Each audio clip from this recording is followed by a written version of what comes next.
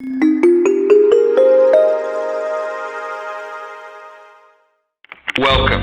You're tuned into Life is a Sacred Journey. Every week, we bring a new perspective to aging and caregiving. Here is your host, Michelle Pope. Good morning, good afternoon, or good evening, wherever you are. I am your host, Michelle Pope.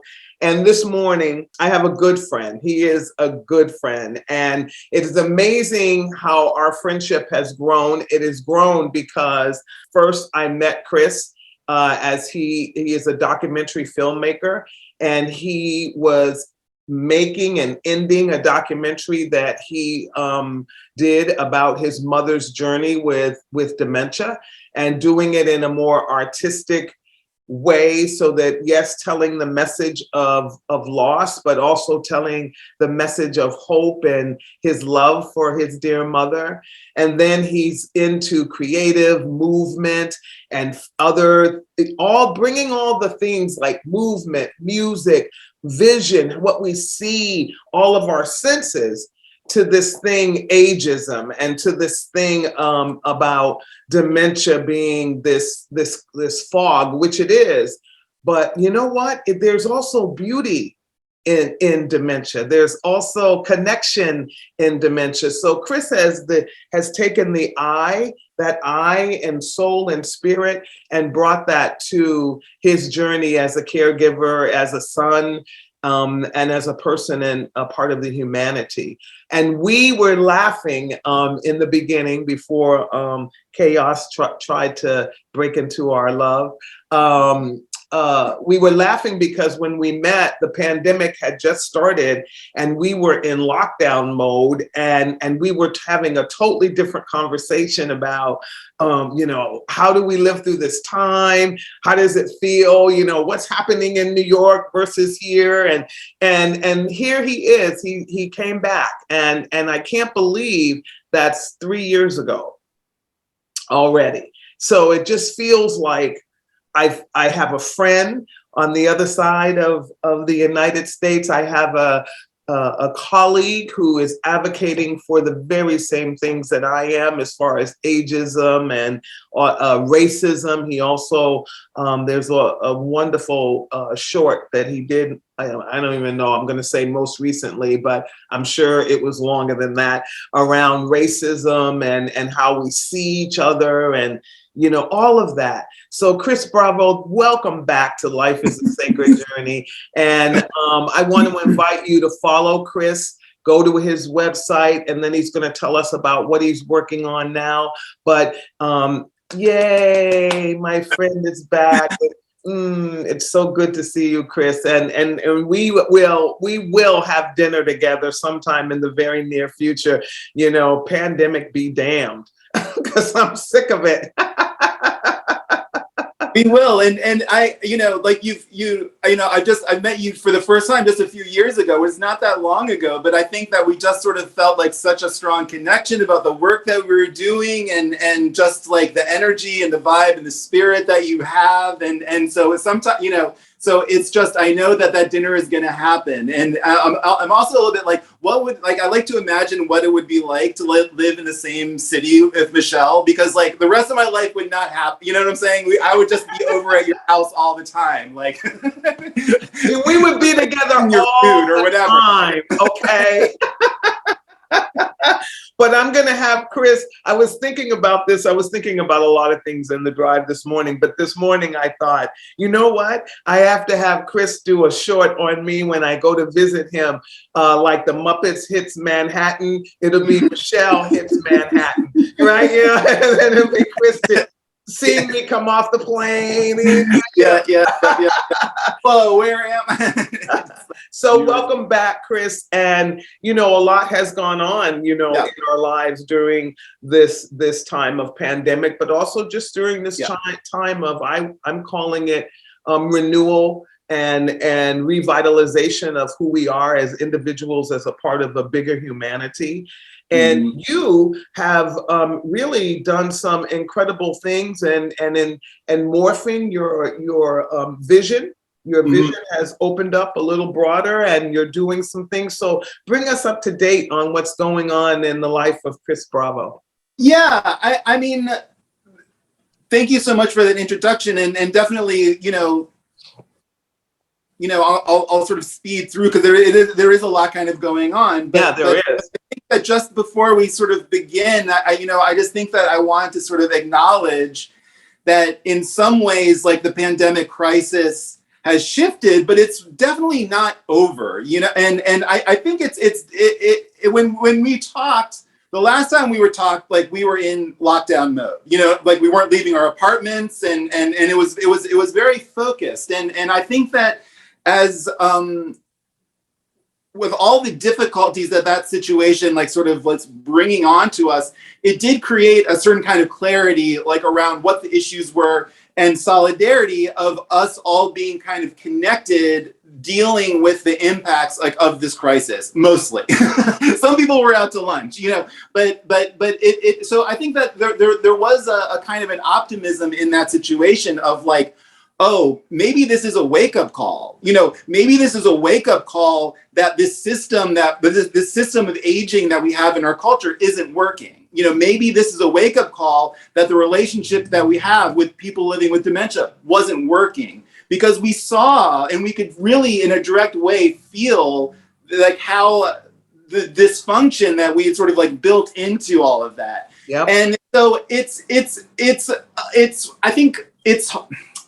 I feel very torn now, and I think that you do too, because like on the one hand, that we are kind of, and some of us are able to move past this moment. Yes. We're going out, music is happening again. We're able to connect with each other.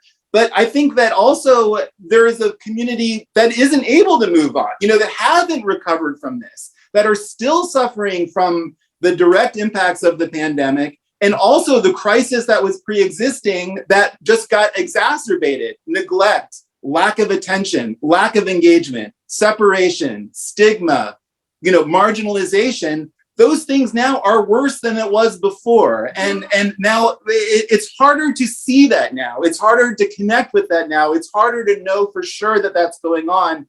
And so I think that for those of us doing work around that, one, we're waking up to a day that is a little bit more difficult and a little bit lacks a little bit of clarity for us to focus on what we're doing. And also, I think the second thing is that we're now really having to absorb the reality that our culture, our political system had a window of opportunity to really make these transformations, and we didn't, and that's tough, and so now it's sad. Yeah. It's, but I think that I think we just, we got to get back out there and we got to start fighting. We got to push and we got to do what we do and push this rock up this hill and just keep on going with it and trust that, like we were talking about a minute, like that we will overcome these problems. We will connect. We will build these communities. We are going to make these arguments. We're going to make these transformations that we need in these systems and in these institutions some way, somehow, and so, so that's, it's a little bit, it's hard to kind of, because I think that in the tragedy of the acute phase of the pandemic, there was a little bit of a sort of a sense of optimism that we couldn't possibly return to the status quo. So now we're going back to the status quo, and it's not pretty. And so, yeah, so that I just want to sort of like acknowledge that, because I think that especially when you kind of work with communities of people like living with dementia, is like that's part of the mechanics of marginalization and the stigma, is that we kind of push people like out of sight and out of mind. Sometimes we do that with like systems of mass incarceration. Sometimes we do that with like the systems of nursing home and so-called memory care centers. And sometimes we do that socially just by like removing people living with dementia, moving their concerns, moving their perspective, moving their experience like out of the public eye. And so it's tough. We don't have a good way to combat that and to bring that in. But I think that in just an imaginary sense, we have to like go like, there's still people who are really, really, really suffering and really feeling like the heavy burden of like what's happening in this present moment, that at this point it just sort of seems like it's going to be going on. This might just be the sort of like the new normal. But the thing is, what you're saying is also, California has a master plan for aging that, a group of folks were brought together. I was a part of some of there was a whole group that bringing in, and it's a great plan. But again, it took a long time to get to a space where you had diverse voices, including the individuals that would either benefit or may not live long enough to benefit, but change the trajectory for someone who's living with dementia or aging in place. And the reality is, we've been talking about these things for a really long time. Mm-hmm. And I was a part of a workshop yesterday where Reverend Dr. David Franklin was talking about talking and action at the same time. And I, in a lot of your work, I see that it's like, let's show what's happening. Let's talk about it. Let's know the history, because you cannot move forward without knowing the history and the fights and the struggles and what brought us. But while we're doing all that, let's do something. There's always a low-hanging fruit that you can pull on and do something as a collective, not thinking that it's the only thing, but by sitting back and having to have this whole humongous timeline and gobbledygook to everything that we do, then generations suffer, people suffer while we're sitting back trying to figure out when we're going to drop this program or do this or do that. And in your work, you're subtly, and I don't know if you're looking at it from that same lens, but when you're talking about ageism, racism, you're subtly saying, let's stop. Look how far we've come to envisioning a new space. What does that mean for you, Chris? Can you kind of take us down? Yeah, because these things exist on layers that sort of sometimes seem separate, but are really deeply interconnected. And so, we are at least in a moment where we're kind of like feeling frustrated on this big policy level, and that kind of sometimes seems disconnected from like the work that we do as grassroots activists or organizers, which is like more direct action, mutual aid, actually being in space with people. And so like that grassroots level is always available to us, and so like we're always like, like we just walk out our front doors and we can do work, we can find people, we can do it. And so I think that it's and that's going to impact these other layers on top. All of like these good legislative ideas came from people who are doing that good grassroots work. And like the PACE program, which is a big national program, like Program for All Inclusive Care for the Elderly, started with a local community-based program to support elderly people in Chinatown in San Francisco. Yep. Like a group of people, they did it. And now that's a national program. And so that's whenever I start feeling depressed, I just always think of that model and going like, okay, we can do it. These ideas. And so we need those good ideas. And so and that's, there's no reason ever to get depressed or frustrated about that, because that's a wonderful space. That's a wonderful place to be in. And so that's where, I think one of the wonderful things about like working in the dementia community is that everybody there kind of comes from that really kind of personal place, and so it comes from that personal engagement, from communities that you were really on a very deep level driven to, like wanting to engage with. And so, and so when that's how my journey really sort of began, is trying to understand the situation that I was in as a care partner for my mom. Yeah. And that brought me to the Dementia Action Alliance, which is an incredible organization, which really it is person-centered, which is a term that we use a lot in the dementia community. And it has to do with how we move people living with dementia into the center of the discourse and in the center of the decision-making that we do like around dementia. Mm-hmm. And because too often, even in dementia advocacy, like we have decision-making processes that are really run by people without living with dementia about people living with dementia. Yeah. And so the Dementia Action Alliance really is we're not doing that. We're gonna create a space where people living with dementia can come, gather, congregate, converse.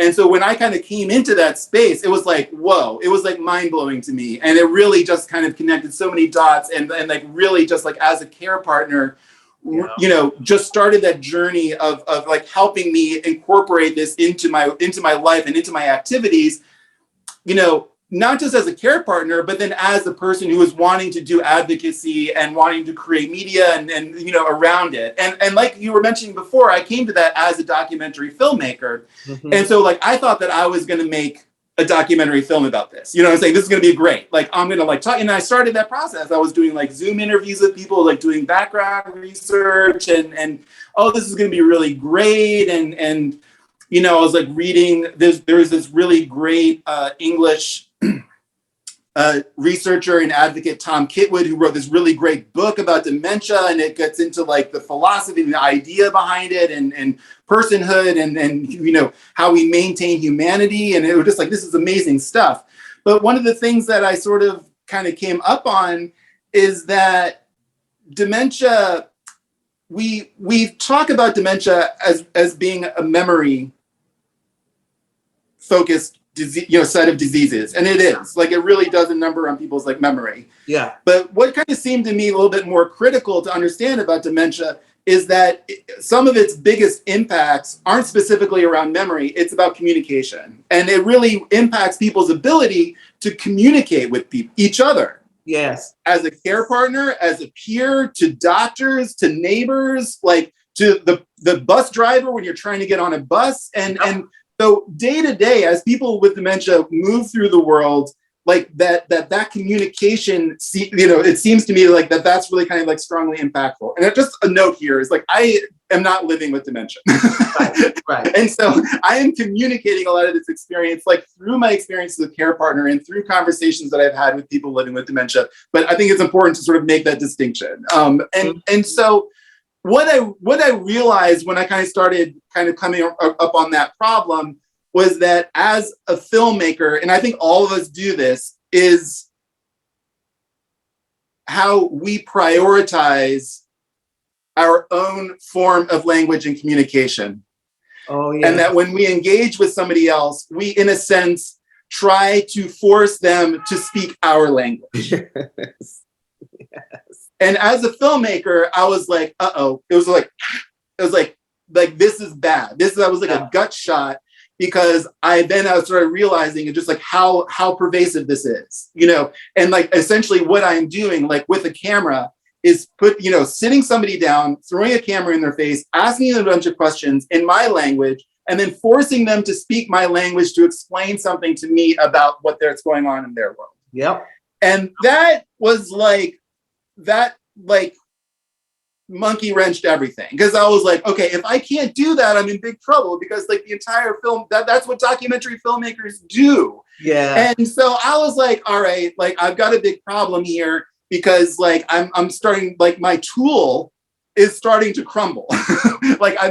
And so I was in the Dementia Action Alliance at this point had a really robust virtual engagement system, and kind of the cornerstone of that is what they call dementia discussions, and it's every Thursday, and it's and each Thursday is a different topic that they discuss around dementia, and it can be really practical things: traveling with dementia, talking with family and relatives about dementia, managing anxiety. What do you do when you kind of start feeling anxious? And one of these discussions, a woman, one of the key organizers of DAA, Lori Scher, started talking about a tool that she uses to help manage anxiety. And what she was saying was that when she kind of starts feeling anxious and she starts kind of feeling locked up in her brain, is she taught herself American Sign Language. Oh. And what she said was well, this is really incredible. So I'm starting to feel anxious. I'm starting to feel a bit locked up in my brain. I'm starting to feeling difficulties communicating. And she made her husband learn ASL too.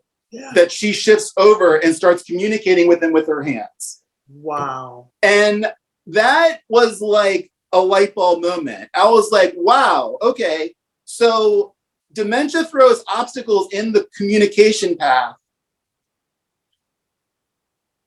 And these aren't broad-based global obstacles. They just interrupt certain processes. But it's possible to simply go around those obstacles utilizing different forms of communication. Yeah. And this goes back to I think that what we do as care partners and as allies, without even really thinking about it, is that we have certain modes of communication that we prioritize, like what we're doing right now. English. Right. We're going to communicate and we're going to use language. We're going to use English language to exchange ideas. And we force people into that mode. And so we basically go to somebody who's living with dementia and going like, you are going to stay on this path, even though that there are obstacles there for you. That's right. And what I was started to hear from people living with dementia is that, sure, we have these obstacles along these particular modes of communication, but there are other ways that we can communicate that are accessible to us, that we can flow through with much more ease, much less difficulty, much more comfort on our end. Yes. And for me, I located that in the body.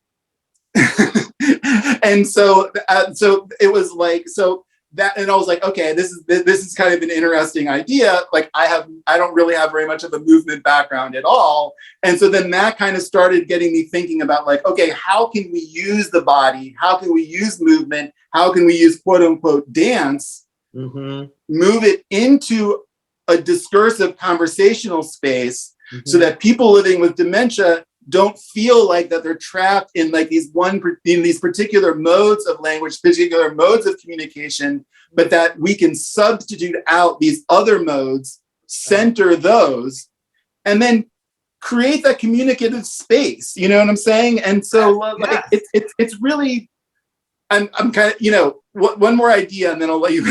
No, I'm excited because this is exactly, Chris, this is exactly it, because I know that people sometimes roll their eyes at me because they always want me to stay in the doom and gloom space of the disease itself, when in fact, I'm the philosophy you're saying is the best friend's approach. Like I wouldn't treat a best friend, communicate to my best friend, regardless of who they were and what they were going through, in the way that sometimes we do our participants, and we don't mean to. Like you said, like sometimes I'll see somebody who's new or a volunteer that's new to us, and they're speaking to the person like they can't hear.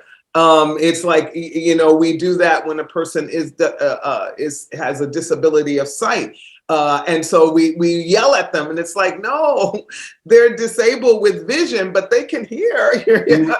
So it's this over compromising in some ways for what we think is a weakness, actually.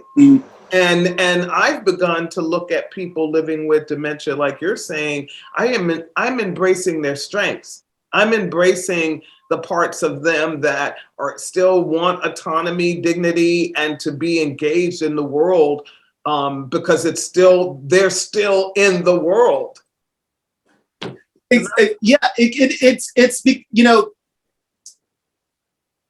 Starting doing this work, what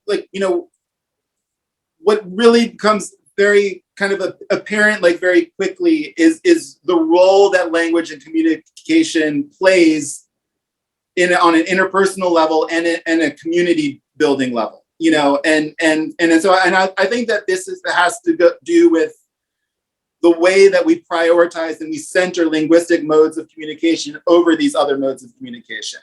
And so like we're having a conversation like right now, and we're speaking English and we're communicating ideas. And then I'm communicating an idea, and then you're listening and you're understanding that, and you're kind of communicating something back. And that's a very top level, superficial level of what's happening in this conversation. It's like transference of information. But there are lots of other things that are happening while we're having this conversation. I see you smiling, you're nodding, you're making a connection with me. You're signaling to me that you're a friend and that you're safe. And all those layers of of meaning are being carried just the same way that top layer, and it's doing so much work. And so then when we deny communication to people living with dementia, we're not just denying them that top layer, we're denying them all of those other functions of language that exist beneath them. And so I think that what we're trying to do with Make Space is to recognize that, and recognize that communication is a human right. Yes. And it's not just the sense that people need access to information, but that communication plays this essential role in connecting individuals into their community and into their spaces. Because you can't have autonomy without that. You can't have independence without that. You can't have identity without that. You can't have security without that. And so unless we really sort of like take a step back and think about think about supporting this, communication and connection, we're never going to get there on all these other things that we need to kind of get there with. That's and so that's what, when we design like the Make Space program and the classes, it's really about doing that, like finding ways to use our bodies, to be creative, to be expressive, to communicate with each other, move with each other, contribute ideas into the group, witness what other people are doing and having other people witness what we're doing, improvisation. And so when you kind of put all of these things into a mix, then you kind of start going like, okay, we're starting to kind of suture this together. We're, and people are inhabiting a space in a kind of in a holistic, healthy way. And even with these cognitive challenges that they're having. I love that, because suturing all of that in the day-to-day experience. So in the MySpace experiences, are you doing that virtually as well as in person? Well, this project started out, the first iteration of it was called Storytelling in Action, that I was doing with a movement therapist, Magda Kaczmarska, and we were doing that virtually through the Dementia Action Alliance program and some other things too, but essentially through the DAA virtual engagement program. Okay. And so that was really great, and that was a huge learning experience, because like we have a robust relationship with the people in the class, and so it was a lot of feedback and a lot of development happened. Then when we were started able to do things in person, then the program took a whole new life. And so now I'm working with an amazing movement therapist. Her name is Julia Caratinudo here in New York. And we've been partnering with the New York Memory Center to do in-person classes. And I think Zoom is an incredibly important tool. We need to utilize it. But I think with our capacity and what we're trying to do is that I think that we're focused on doing these in-person things, especially because we're able, I think that's where we're able to be most effective, like as far as like developing sustained engagement with the community. Yeah. And that's what I think, that's really a kind of a priority for us is that I think a lot of times when people are thinking of projects to do with people living with dementia, they kind of come up with a great project and it's a kind of a one-time thing. Yeah. And we're going to do this great thing. It's going to be an event. We're going to invite people living with dementia and their care partners, and we're going to have a picnic, and we're going to do music, and we're going to do dance and all this kind of stuff like that. And like, that's all like well and good. You know what I'm saying? If people want to do that, it's great. But the reality of it is that in order to kind of have this direct action impact in the community, we need to figure out ways to be sustainable. Yeah. We need to be in people's lives regularly. We need to figure out ways to engage structurally with what's happening around them, with health aides, care partners, institutions, and start putting pressure longitudinally of like what that engagement is going to look like. And so I think part of the core of what we're trying to build is a way to be consistently in a space with a consistent community, so that the ideas and what we're kind of bringing into that space has time to kind of take root and to grow and to impact us and to change what we're doing. And then we're going to be what we were talking about before, be patient. Yeah. We need to figure out a way to be patient. We're not going to find, we're not going to do that one special thing that's going to change somebody with dementia's life. The way that we have positively impact somebody, the life of somebody living with dementia or not, is by being there consistently for them and creating that environment. And that's a tough thing to do, because that's, it's hard to think about how to make that happen financially. Yeah. And so it's like that's a little bit of sort of like the game that we're kind of playing.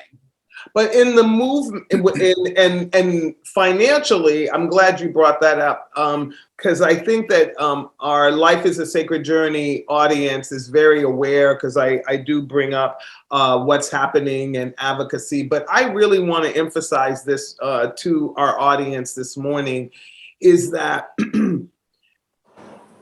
we have an opportunity in this time, in this space, to begin to think about the allocation of our tax dollars in a very different way.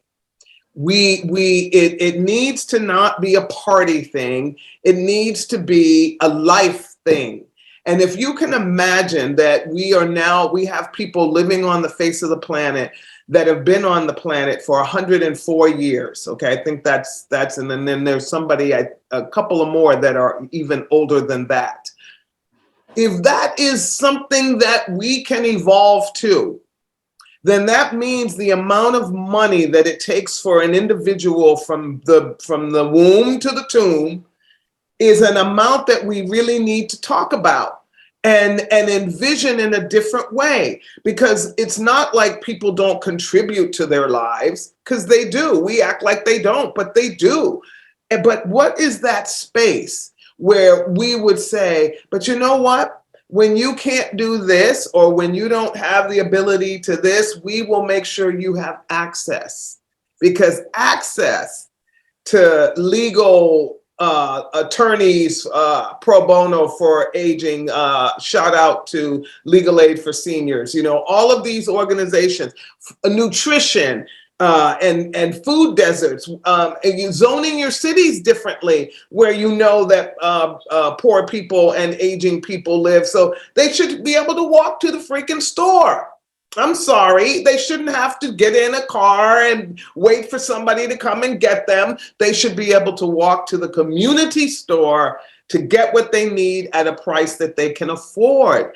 There needs to be this whole rethinking of community and what it means, and how we movement, Chris, how we move ourselves among each other, whether it be in an urban or rural or wherever community we live, because the way this is my new thing, the way we crash into each other, we're hurting each other, no matter where we are in the spectrum of the human race. And I think we need to stop. Yeah, I mean, and this, I think, is like, I feel that this situation is allowed to happen because of the marginalization, and because we let this community age in the way that we let it age, without having access to their voice and their expression. Because that's the only, and so these are obviously kind of complex questions. And and there are public health people that can answer, what would it cost to actually reform our system of aging? And I don't, those things are I don't know. Those are the big, yeah. But I do know that if we can sort of heal these divides, you know what I'm saying? If we can make the aging process more central, more part of the discussion, if we can see it more clearly, if we kind of remove this from these invisible spaces and make it more visible, I think that we have a chance of asking and answering those questions in a productive way. because like we're definitely not gonna like come up with good answers to those questions if we don't even ask them, you know. And so like that's what, you know, and it sounds like a daunting thing of like, oh, we're going to change the way that aging happens in a culture. And I was talking to my friend about this, and I think that it's you know, that kind of pessimistic outlook, it seems so dominant, it seems so strong, it seems so logical that these are impossible questions for a society to answer. And I think that that's kind of a form of historical like privilege or provincialism. And we forget that human beings have lived for thousands and thousands of years, like on this planet, and have successfully answered that. You know what I'm saying? This the history of us neglecting aging, neglecting seniors, just throwing like our elder population just into this horrible situation. That's just decades. Like that's a drop in the bucket of like what we as human beings have been able to accomplish in the course of like our existence. And so I think that if we're really going to look to sort of what's possible as a society of human beings, let's respect that. Like, you know, let's respect all of the ways that people have actually answered that question successfully and in a practical way, deployed it throughout their society so that they're not doing with significant portion of their community members what we're doing with our elders. And so I you know, I don't know the answer to those questions, but I do feel like it's possible to answer these questions better. Yeah, and to be in dialogue on all the levels, you know, on like you're saying, and not be in a place of debate where we're trying to figure out who's right and who's wrong, but that collective voice where you take all the good, you take, you know, as I say, you've heard me say, eat the meat and throw away the bones. You don't spend time on all this stuff where I have to be right, you have to be wrong, and you look for those places of newness, but you also look for those places of connection and creativity. Yeah, and let me just, you know, let me just describe what our project is a little bit, because I feel because I think you can speak. Yeah. So basically, like the way that it works is that, you know, each Makespace class is built around a theme. And so in the last, you know, run of classes that we did at the New York Memory Center, like with Julia, and you know, who's this amazing facilitator, like each class, you know, had a specific theme to it, and that we did organize it around big ideas, elements. So like one theme that we did was like the ocean. And so these are really just basically like conceptual ideas that can unify that entire group of people in that room, pretty much no matter where they're at with their dementia. You know what I'm saying? And so because like, it's just like such, you know, it's just a kind of a, you know, it's not even a memory at that point. It's just something like a concept that really just, I think, kind of like that is a little bit easier to hold in your head cognitively. Mm-hmm. And so then like what the class is really designed to do is just to start to explore that theme, kind of get people in touch with it, kind of bring it into like their imagination as concretely as possible. And so we use different prompts to do that. We use like audio prompts and like ambient sounds of the ocean. We can bring in physical prompts like sand and shells, and so that we can play with them and start to kind of activate the body in like these explorations.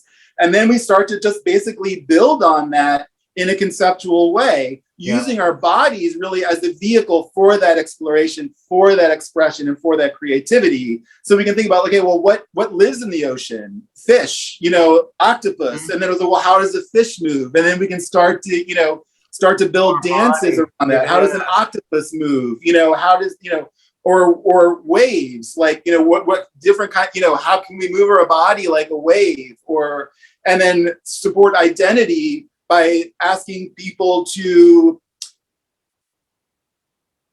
what kind of wave would you be in the moment? Are you a calm wave, or are you, you know what I'm saying? Like, how are you feeling? You know, making those connections between expression and like what you're doing. And so the classes basically build as like a web like that of just, just slowly building that up. And so it's very powerful because then you really get a sense that everybody is kind of contributing to a common creative experience. Is really powerful. It's very similar to what happens when you go to the theater and watch a play or watch a film or watch Nina Simone. Like watching these, it's exactly like Nina Simone. You know what I'm saying? Like Nina Simone is up there like performing, and as much as I love the camera being on Nina Simone, I love when the camera shows the audience in a Nina Simone concert, because you've never seen people so joyful, so connected, so feeling the power of connection, not just with Nina, but with everybody else in that room, And so that's really what we're kind of trying to sort of like to get at. And just to return this to like what we were sort of talking about before. And so in a sense, what we're doing, like with this community of people living with dementia, building these connections, is we're taking advantage of the opportunity while thinking about dementia to really be thinking about how do we strengthen our communities? How do we strengthen connection between people? Like, what do we really need to be doing to be building more strong, more agile, more caring, more positive, you know what I'm saying, more supportive communities for everybody, And so I think that, to your point, one of the ways that we're kind of actually trying to counteract this sense of marginalization is like, we're not going in to be doing charity with this community of people living with dementia. We're going in and doing this because we feel that there are vital, critical lessons that we need to learn about these dynamics. And this is an opportunity to learn that because, like, frankly, like, we are in a situation where we really need to learn this quickly.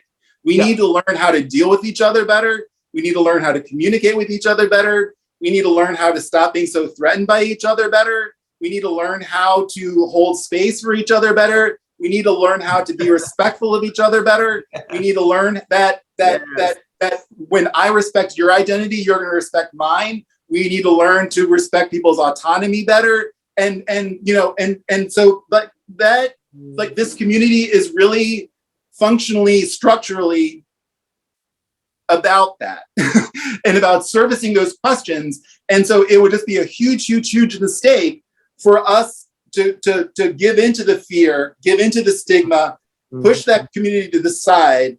And it's, and basically what we're doing is we're taking solutions to these problems and we're going to throw it straight into the rubbish bin. And that's going to be a huge mistake, and we better not make it. No, I agree. But Chris, so that whole concept is something that many people can learn from. But right now you're based in New York. Is there, can people contact you and invite you to come to their space to teach? Or, how does this work? Are you just staying primarily in the, offering this in the geography where you are?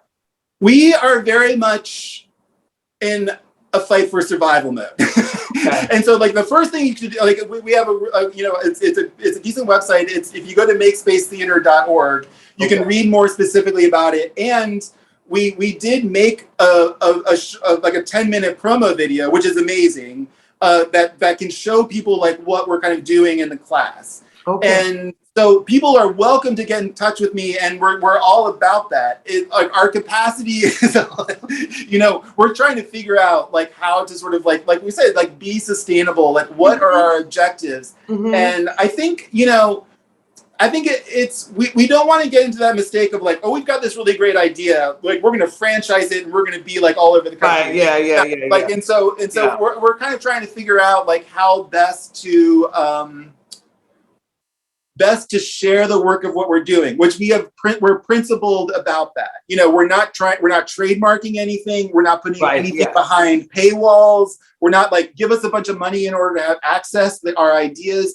We're holding all of this in common space because we've developed these ideas in collaboration with this entire community. Right. Like, it would be so disingenuous of us, for me, to go like, no, like pay me and I'm going to teach you these lessons. No, because these lessons were taught to me by like Lori Sher and by Mark Timmons and like all, Chuck McClatchy. Like these were gifts that were given to me by other people. And so like we're very, we're very excited to kind of figure out like what the best way is to plug these other communities in and people who want to sort of engage in a conversation around these ideas. And I think that we can somehow be a place where that can happen among movement therapists, dancers, and I think people who are doing creative engagement, whether it's music or poetry or whatever, let's think about this. Like, let's take everybody's game up a notch. Let's make this more exciting. You know what I'm saying? Like, let's be a bit more ambitious with what we're doing here, and maybe let's start to figure out how that collaborative spirit can become more endemic with everything that we're doing. Absolutely. And I think, one of those, I love this, because one of those ideas of collaboration and saying, again, it goes back to looking at the whole universe as a village or a community, and how can we bring resources from every experience that we have to the table, share with each other, because everybody that we're advocating for or serving, I consider I serve here, they benefit from every experience that we have. And your life enrichment coordinators at facilities and all of that, the more we begin to engage and talk, excuse me, residual of COVID, we continue to be in conversation, we can envision new ways of fluidly connecting with each other and then bringing other people in to share the experience and then going back out and creating that change in wherever they are. Yeah. And, one of our areas of focus right now is to really connect the work that we are doing with the arts community. Okay. And thinking about ways of creating channels for artists, like movement people now, but like, to recognize an opportunity here. And that I now have a movement practice. Like I take dance lessons and I do, you know what I'm saying? I think it's really great. Now, so I'm learning a lot about that. And so you kind of, and I'm just going to like really hyper simplify like art history, but like in the 70s and 80s, you had a bunch of artists, particularly like in the movement and performance world, who really wanted to kind of start breaking down the barriers between performance and spectator. And so they would do things like, we're going to take this out of the theater. Like, I don't want you sitting in a chair and me up here on the stage and I'm doing this thing and you're going to like applaud and give me money. We want to start to deepen this relationship and have it be more interactive. And so they started thinking about ways to do that. Take dance out of theaters and do it in different spaces, do it in community spaces, do it in malls. And I think that also like changed the way that people were moving. Mm-hmm. Like, we're not just going to be ballet. It's not just going to be about like me putting my foot way up over my head. I'm going to start incorporating movement the way everybody has a movement practice. And we're going to change the vernacular of dance. We're going to make it accessible, and we're going to make it something in a way that people can look at our movement and see meaning. And that's going to be the priority, is to communicate meaning. Yeah. And so like we're kind of that community, like, for the past 50 or 60 years has been on a trajectory sort of like exploring that. And, this is going to be a little bit judgmental, but I think that they kind of stalled out a little bit. I think that they kind of like, they're not sure where that goes, and so like it seems like a little bit lost. Yeah. And like the argument that I make to like these dance people now is like, reinvigorate that artistic pursuit. And the way that you're going to do that is with projects like this. Like, this is like, you're going to go in and you're really going to work with people on movement. Yes. You're going to see their movement. You're going to encourage it. You're going to, you're going to bring them into your kind of choreographic world as collaborators. And it's not going to be something ancillary to your artistic process, but something core to it. And so like, you should support that, you know? And I think that has a two-pronged effect. Like one, I think it brings more people into the field, more people wanting to engage with this community and establish those community level relationships. But then it also increases funding opportunities. And so now it's not just healthcare, you know what I'm saying? We're not just trying to get Medicaid to pay for this or whatever, but that we can potentially bring Brooklyn Arts Council, like socially engaged art project money into really kind of doing this in a sustainable way from a community perspective and not just from like an art programming perspective, which I think is a way to, I love that. Shift the tide and just start to expand the connections that we're sort of making with people. And so that's kind of where we're kind of focused right now in terms of engagement. So then folks can get in contact with you and have a conversation about what they're dreaming about as they've heard you today and look for those places of synergy. Go to Chris's website and be inspired to think about ageism in a different or aging in a different way. You will be inspired there. And then, really look at everything that's happening in your community as it relates to aging, with the understanding that when you have an age-friendly community, it benefits every single individual in the community. Age-friendly, which we are, Alameda County is, means you have better lighting on the street, means your sidewalks are wider. Whoa, you can walk side by side with grandma and a baby carriage and your whole family walking down the street. Because boy, wouldn't that be nice if we would come back out and so people could see family and generational family together. All of that's a part of the age-friendly movement. And so it benefits everyone. Having accessibility to parks and places where you can commune with nature, having community centers that aren't just senior centers or for young people or whatever, but bringing everybody together. And, Chris, one of my favorite things when I grew up, when I lived in Boston, was the Kite Festival. If there's any of you out there from back east, Franklin Park, every year they would have a massive kite festival. And there was people from everywhere that would come to that. And you would smell people cooking their different, chicken jerk chicken versus barbecue chicken versus lemon pepper. But the thing that was common was the kite, that people love flying kites. And that experience forever changed my life as a young person, because I was a young person, where I really realized that the world was such a beautiful, diverse place. And that when we came together under something that was amazing, because I'm a kite flyer, I love kites, there was no place for anger and despair and grief and ageism. There were grandma and grandpa was, all of us were there.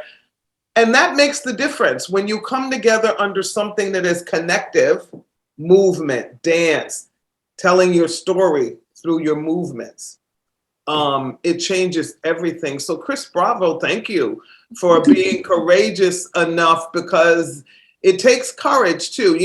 I think we need to, you and I were talking in the very beginning, those of us who really are empaths and really feel the world, and not saying that everybody doesn't, but there's those of us that get it on a much level. I'm one of those people. You're one of those people, because I'm constantly seeing it in everything that I do, every interaction that I have. I'm looking for a way to bring joy and light and love into that experience. And it's taxing. I feel like a lazy Susan. But then when I get to meet people like you and people, the Life is a Sacred Journey folks and people that I met at a open house the other day that want to make life better for seniors and or elders, because I don't like the word seniors, elders and their loved ones. I see that we can do this. I see that the probability, the possibility is there, and it's imminent. The inevitability. Like we have to, like, we are going to solve this problem. The question is just when. In our lifetime, I pray, in our lifetime, that we get to experience a little bit of it. You know, that's, I mean, and that's a little selfish. I'm going to say that from my selfish side, that as I age in place, and I pray that I have a long life, that I have the ability to live a long life. And I pray for a lot of things. But I hope that I don't bounce up against the ageism that I see happening in the world today, that my children will not have such a hard time protecting my dignity and autonomy as some of the people that we serve here and that you bounced up against when you were trying to find places for your mom or just getting services. So that's what, I mean, there's the personal side to everything that we do, but there's also the humanity side. So Chris Bravo, how do people get a hold of you, contact you? I know and tell them all the different ways. Yeah, well, the website, there's contact information on the website, on the makespacetheater.org website. And I also have a personal website, chrisbravo.com. And then also on Facebook, we have the Make Space Theater page, which if you like it, then you'll that's a good way to kind of keep abreast of things that we're doing, activities or opportunities that might come up. Like especially kind of starting in the fall, we're definitely going to start doing things. And so, you know, you can message me on Facebook, or my email address is on the makespacetheater.org website, or just Google me. Okay, cool. And then is MySpace a 501c3? MakeSpace? No, it's not. MakeSpace, sorry. I have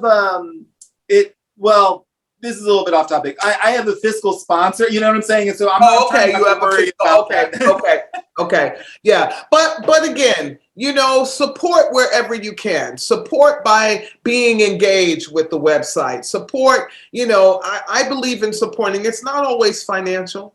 You know, it's not always financial, but there are places to support. You know, look at that and you know, email Chris and say, you know, I can't make a financial donation, but I want to support your work. I want to support what you do. Or, you know what? I have an extra something $1,000 million and I think this is phenomenal and I want to impact your vision in some way, shape, or form. I don't, you know. Yeah. We need some money too. You know what I'm saying? Yeah. All those things are important. And again, it's what I've decided with the monies that I earn is I want to support the things that I truly believe in that are going to move the trajectory of what I sit here and claim that I'm about.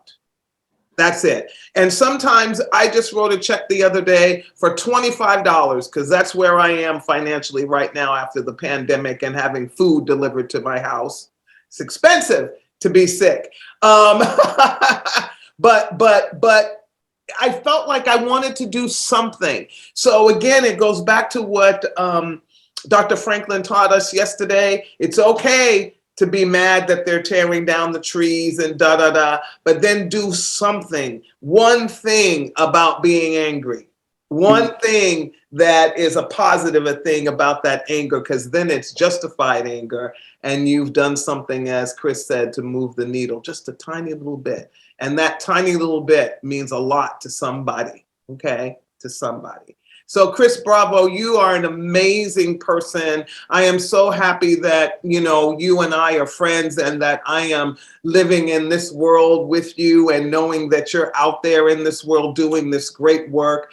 Thank you for the work that you are doing and constantly revisioning what your community needs around dementia, caregiving, and all of those areas. And I just can't wait to see you in person. And then, I keep thinking, how can I bring what you're doing to ASAP? How can we, those kind, I'm thinking about things like that because, it's one thing to have a great program that you love, but if you're constantly not looking back and putting a little microscope on it to make sure that it's organic, holistic, which means change. Mm-hmm.